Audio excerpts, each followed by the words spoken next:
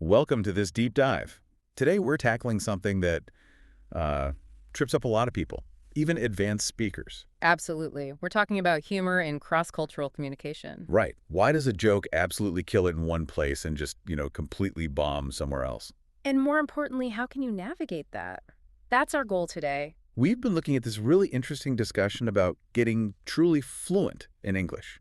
Yeah, not just grammatically perfect, but actually connecting with people, Yeah. making them genuinely laugh, not just that polite little nod you sometimes get. Exactly. It's about building that real rapport. So the mission here is to give you some practical insights. Safer ways to be funny across cultures, definitely, but also what to do when, well, it doesn't work out, how to recover gracefully. Which happens to everyone. I mean, the source material even kicks off with a personal story, a bit of a confession, actually, Oh, yeah. about telling your mom joke Yeah. to a British supervisor. Ooh, wow. Okay.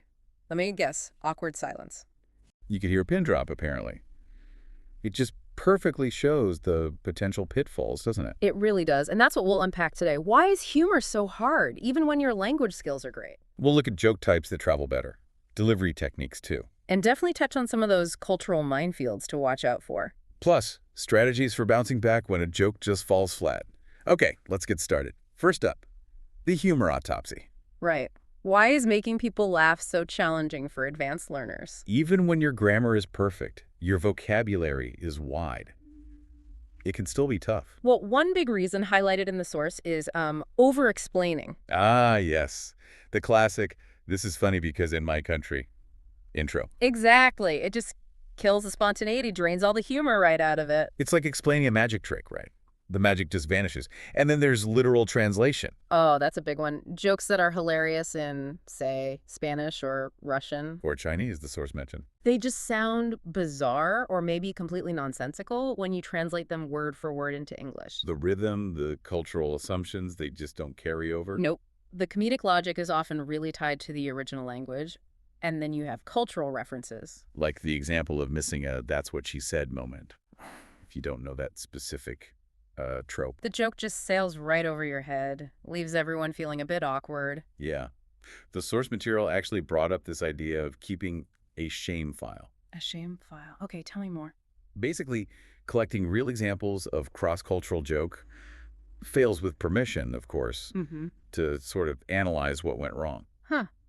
Like forensic comedy. That's actually a pretty smart way to learn. Yeah, looking at those real-world examples helps you see the patterns, right? The unspoken assumptions. Exactly. What makes one joke land and another just fizzle? Okay, so humor is clearly tricky, but we're not just going to point out the problems. No, definitely not. We've got some potential solutions too. Next segment, the 3 safest joke types. Think of these as more beginner-friendly formulas. Yeah, jokes that have a better chance of working across different cultural backgrounds. Why is that, do you think? Well, often it's because they tap into more universal human experiences, or maybe they play with language in a way that isn't super culture It specific. makes sense. So first on the list, self-deprecation. Ah, yes. Laughing at yourself. Example given is great. My cooking is so bad, my smoke alarm cheers me on.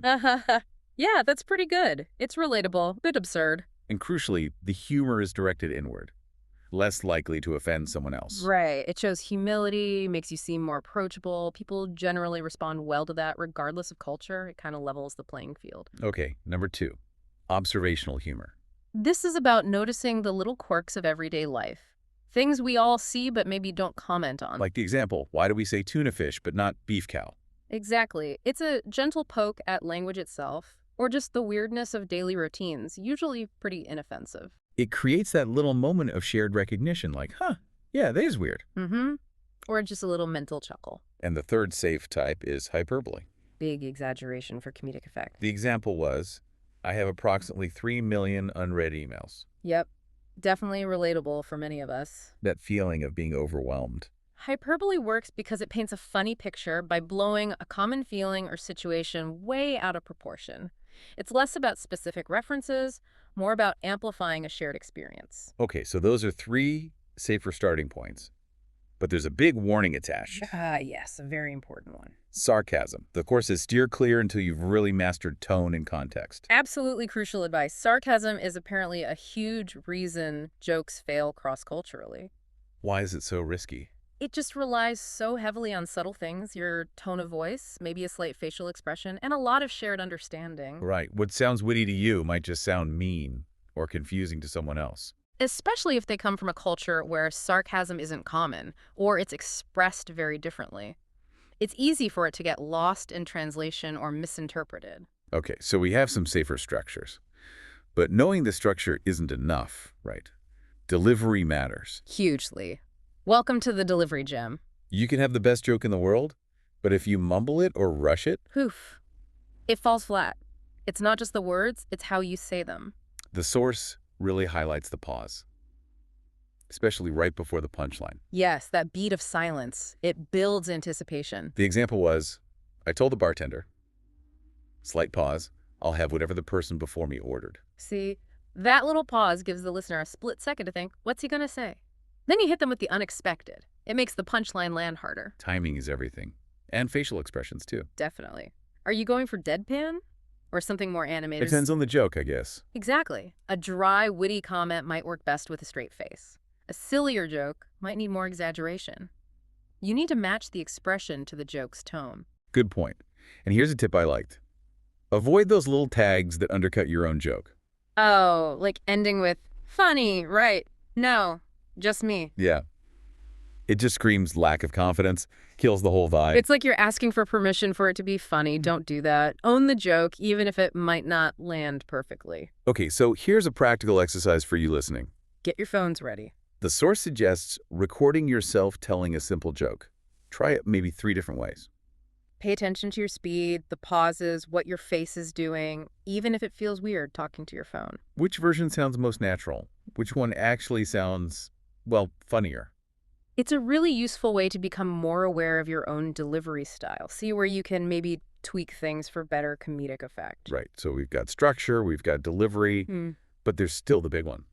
Culture. Ah, yes, the cultural minefields. Huh. This is where things get really nuanced. Because what's hilarious in one place might be offensive or just baffling somewhere else. Exactly.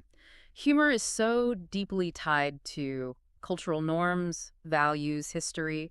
What's considered fair game varies wildly. You need that cultural intelligence. The ability to kind of read the room, culturally speaking, Precisely. So the source gives some broad strokes, like American humor. often involves roast culture, playful insults. Yeah, and lots of pop culture references. Jokes about the latest TV show or celebrity gossip might not travel well. And that roast style requires a certain relationship, right? You Yeah. can't just start insulting strangers. Definitely not. It needs familiarity and trust, otherwise it just comes across as mean. Then there's British humor, often described as dark Mm. and understated. Yes, understatement is key. Like the example, saying something is a bit of a nuisance when it's actually a total catastrophe. The humor is in the gap between the words and the reality. Exactly, and irony is huge. Plus, dark humor, joking about serious stuff. That can be very specific to British culture in terms of what's acceptable. And Australian humor. The source mentioned brutal self-mockery. Huh, yeah, it can be quite direct and self-effacing. Sometimes sounds pretty harsh if you're not used to it. It's like a way of avoiding pretension, keeping things down to earth. Kind of, yeah, but again, you need to understand the context. Okay, so those are tendencies, Yeah. but are there universal no-go areas? The source flags, a few big ones. Red flags, they call them. Let me guess. Religion, politics. Yep. And personal appearance.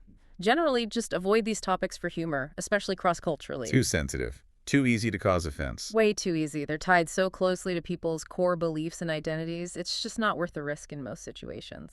Better to steer clear. Wise words.